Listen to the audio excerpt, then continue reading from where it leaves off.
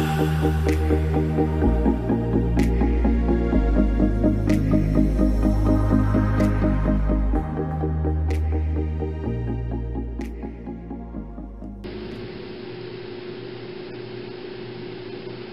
guys. As you know that I have been posting on my Facebook, if you have my Facebook page, some ideas for journaling, because sometimes I just run out of ideas. I have been I made this journal when I was doing the Seek Joy little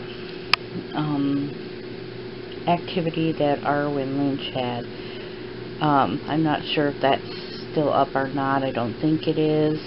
But anyway, this is the journal I made for that time. And I had taken pictures and put it on there and just kind of scribbled and wrote and, you know, that's a good one right there. I like putting in little quotes and stuff like that in my journals. I don't do it frequently, so I decided I would restart. I stopped doing this one, I think, in March, but I'm not sure. March 15th, so I decided to get back to it. This one, I decided to put little quotes in. So I just kind of drew. My favorite quote is that one, and don't mind the handwriting and the squabbles and the whatever. So I put in a couple of little quotes. This page I did take off of somebody else's. It gave me the idea to do it. I wanted to, so I thought it was pretty, so I decided to do it, and I really didn't care what anybody thought about that, because it's my journal, not theirs. So I just kind of scribbled around, kind of copied a little bit, you know, what it kind of looked like to me, so that's what I did. You can't see the yellow coloring in here, but it's tan page, so who knows, but they had this, so I just kind of, you know, theirs was like cut and not torn like mine is, and theirs was like stamps, but mine aren't. Probably their writing was a lot better. If it isn't stamped, it seems to be a lot better. And then I just did this on this side. Just kind of wrote in how I was feeling today a little bit, because of course there was issues again. So anyway, that's all I've gotten so far. I'm going to be taking the papers off of what I posted in an album on my Facebook page, just to go by, kind of give me ideas, kind of whatever, because my brain's kind of fried right now. I've been having a lot of issues and problems. So anyhow, I decided that this would be one little clip that I showed you on what I was doing. And if you decide to do some journaling and that stuff, let me know. Maybe you can give me a couple ideas of what you're doing, or show me a couple of things that you're doing, and I would greatly appreciate that. So leave that down in the comments for me to check out. I'll see you in the next clip.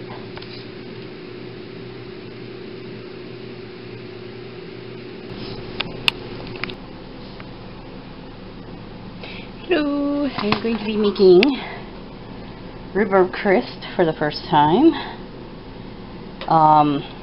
with some frozen mixed fruit. Not exactly sure how much is in there. I have 4 long stalks, thick long stalks of rhubarb, and 1 small package from the dollar store of the frozen fruit that had pineapple, mango, papaya, and bananas in it. So I'm going to be mixing that all together. I added a splash of orange juice to the mix. You get a 9 by 13 baking pan. You lather it with butter.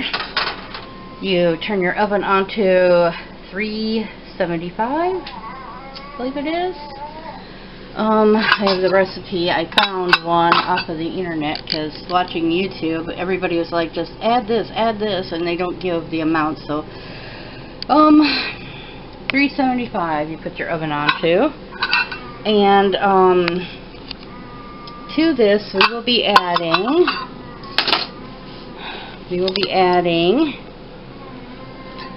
1 cup sugar, 3 tablespoons flour, and approximately 3 cups of the fresh and or frozen rhubarb if you don't have fresh available.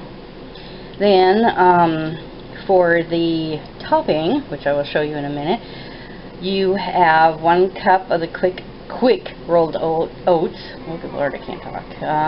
1 cup sugar, 1.5 cups flour, and 1 cup butter, chilled. And then you just kind of crumble that together and you put it on the top of the rhubarb. So I'm going to do this in clips since I have to hold my camera and that's kind of hard to do. So I'm going to do this in clips and I shall be right back. In here is 1 cup sugar and 3 tablespoons flour. Then you mix that together, stir it really well.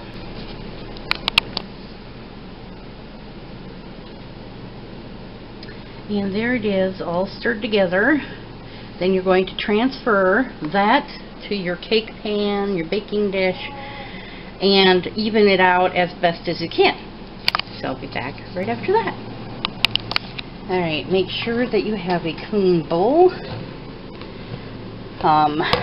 to put the next ingredients in. I am going to mix together the quick rolled oats, the cup of that, the cup of brown sugar, the 1.5 cups of flour, and the 1 cup of butter chilled. Now you're going to want to chop up your butter if it's chilled appropriately. You don't want like soft butter. You want just chilled. And then you kind of crumble it together. You mix it till it's like a crumbly state, and I'll show you that in just a minute. Okay.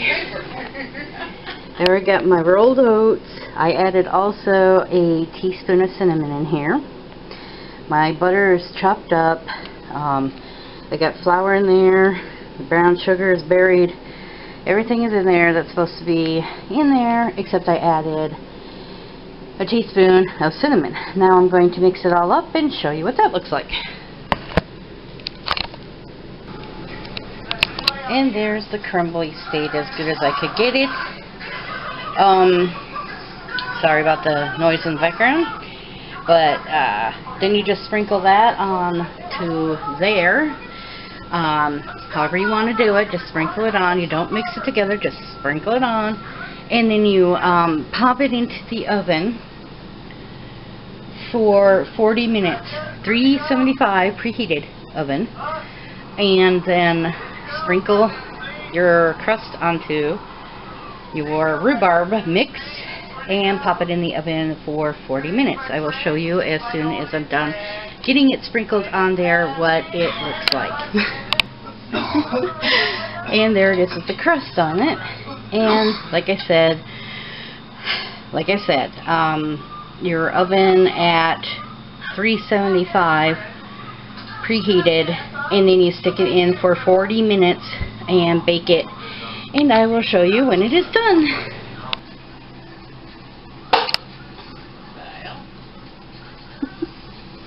It's our little ghostlies, I don't know. What? It says it's our little ghostlies, I don't know. Can't wait to eat this.